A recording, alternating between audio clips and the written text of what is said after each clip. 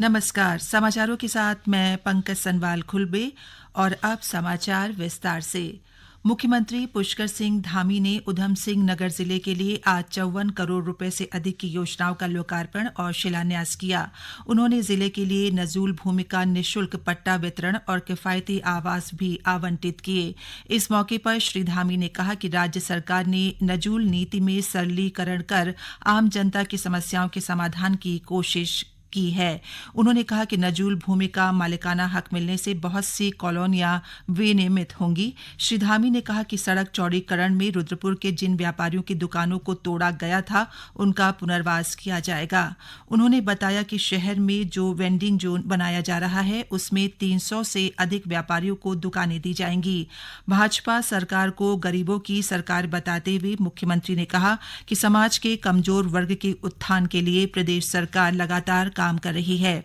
उन्होंने कहा कि सरकार हर स्तर पर जनता की सहायता करने का प्रयास कर रही है। इस अवसर पर केंद्रीय रक्षा एवं पर्यटन राज्य मंत्री अजय भट्ट ने कहा कि सरकार ने आवास देने के अपने वायदे के तहत आज लोगों को निःशुल्क आवास का पट्टा वितरित किया। उन्होंने कहा कि नजूल भूमि का मामला जीतकर सरकार ने नजूल नीति बनाई, जिसके तहत आज 2600 लोगों को निःशुल्क आवास पट्टे के कागज वितरित किए गए। हमारी सरकार ने जो कहा था हम आवास देंगे, तो नजूल भूमि हम लोगों ने आज फ्री ऑफ कॉस्ट, एक पैसा नहीं लिया।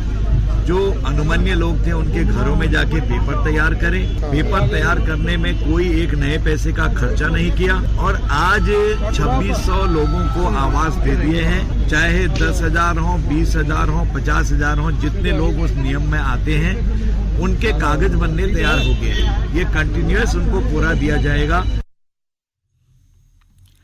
प्रधानमंत्री फसल बीमा योजना PMFBY में नामांकन वित्त वर्ष 2023-24 में बढ़कर अब तक 27% हो चुका है। कृषि और किसान कल्याण मंत्रालय ने बताया कि PMFBY के कार्यान्वयन में पिछले 8 वर्षों में लगभग 57 करोड़ कृषक आवेदन नामांकित किए गए हैं। इनमें से 23 करोड़ से अधिक कृषक अभ्यर्थियों को अपने दावे का भुगतान मिला।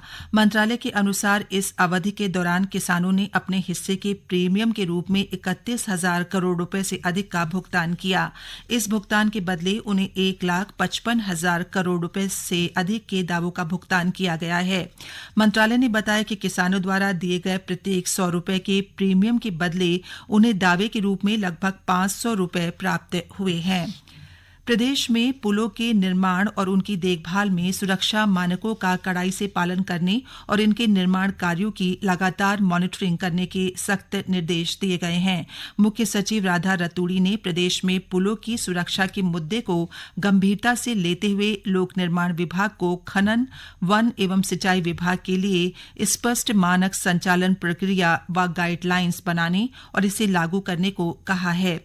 सचिवालय में राज्य में पुलों की सुरक्षा के संबंध में आयोजित बैठक में श्रीमती रतूड़ी ने सभी संबंधित विभागों सहित जिलाधिकारियों को सेतुओं के निर्माण और देखरेख का निरंतर पर्यवेक्षण करने के निर्देश दिए। इस दौरान उन्होंने प्रतिबंधित क्षेत्रों में खनन रोकने के लिए CCTV लगाने को भी कहा। पर्यावरणीय स्वीकृति के बाद सौंग बांध निर्माण के लिए वन भूमि हस्तांतरण की प्रक्रिया अंतिम चरण में है। सिंचाई मंत्री सतपाल महाराज ने बताया कि सौंग बांध परियोजना निर्माण के लिए सभी प्रकार की स्वीकृति मिल चुकी है।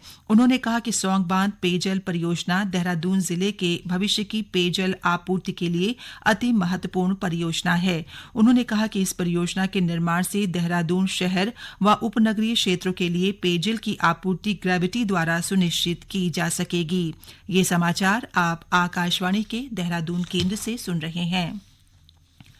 केंद्र सरकार ने प्रदेश में विभिन्न स्थानों पर अवस्थापना विकास के लिए 559 करोड़ रुपए की धनराशि जारी की है। इस धनराशि से 33 परियोजनाओं का निर्माण किया जाएगा। इस संबंध में केंद्रीय वित्त मंत्रालय ने उत्तराखंड शासन को पत्र भेज दिया है। मुख्यमंत्री पुष्कर सिंह धामी ने धनराशि जारी होने पर प्रधानमंत्री नरेंद्र मोदी और वित्त मंत्री निर्मला सीतारामन का आभार प्रकट किया है। मुख्यमंत्री ने कहा कि केंद्र सरकार द्वारा जारी की गई धनराशि से प्रदेश में विकास को गति मिलेगी।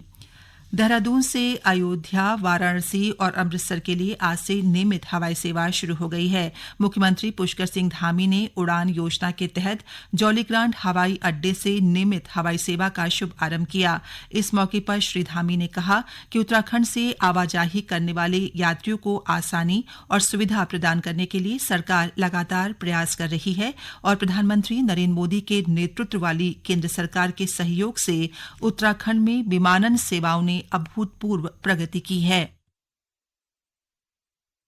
लगातार हमारा ये प्रयास है कि उत्तराखंड के अंदर लोगों की जो आवागमन है वो सुविधाजनक हो, सरल हो, आसान हो और पूरे देश के लोग उत्तराखंड के विभिन्न स्थानों में आसानी से आ पाएं। उसके लिए हमने लगातार प्रयास किए हैं, जहां हमने हेली सेवा भी पिछले दिनों प्रारंभ की है। पिथौरागढ़ से देहरादून और देहरादून से पिथौरागढ़ की फ्लाइट पहले ही शुरू हो गई है। हेली सेवा हल्द्वानी से चंपावत, मुनस्यारी और पिथौरागढ़ के लिए प्रारंभ पहले हो चुकी है। आज बड़ा शुभ दिन है कि आज यहाँ से अयोध्या के लिए, बनारस के लिए, अमृतसर के लिए, पंतनगर के लिए देहरादून से हवाई सेवा प्रारंभ हो रही है। मैं एयरलाइंस के द्वारा मैं उनको भी शुभकामनाएं देता हूँ और हमारे प्रधानमंत्री आदरणीय नरेंद्र मोदी जी का धन्यवाद करता हूं कि उनके नेतृत्व में, उनके कालखंड में उत्तराखंड के अंदर हवाई सेवाओं के क्षेत्र में भी अभूतपूर्व रूप से बढ़ोतरी हुई है। देश भर में लोकसभा चुनाव की तैयारियां शुरू हो गई हैं।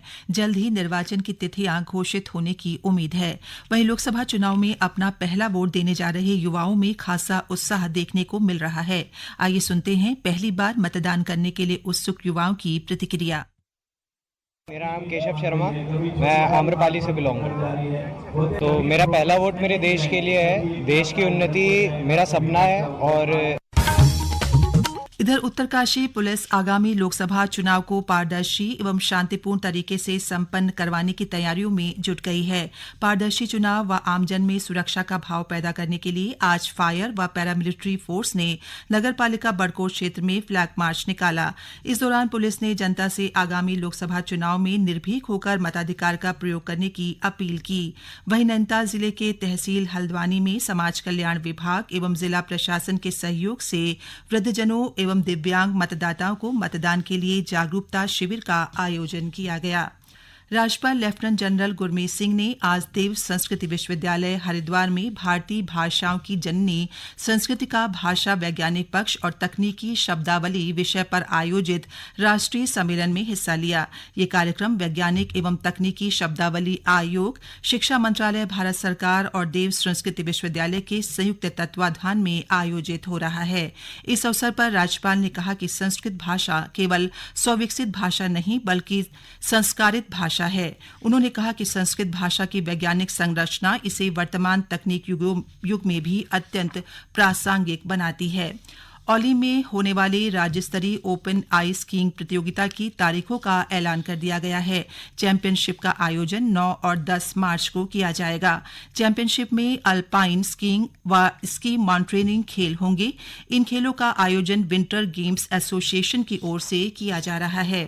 उत्तराखंड लोक सेवा आयोग ने समूह ख के ज्येष्ठ वैज्ञानिक सहायक विधि विज्ञान प्रयोगशाला समूह ख के 14 पदों पर सीधी भर्ती के लिए अधिसूचना जारी कर दी है। इच्छुक उम्मीदवार 26 मार्च तक आवेदन कर सकते हैं। अंत में मुख्य समाचार एक बार फिर।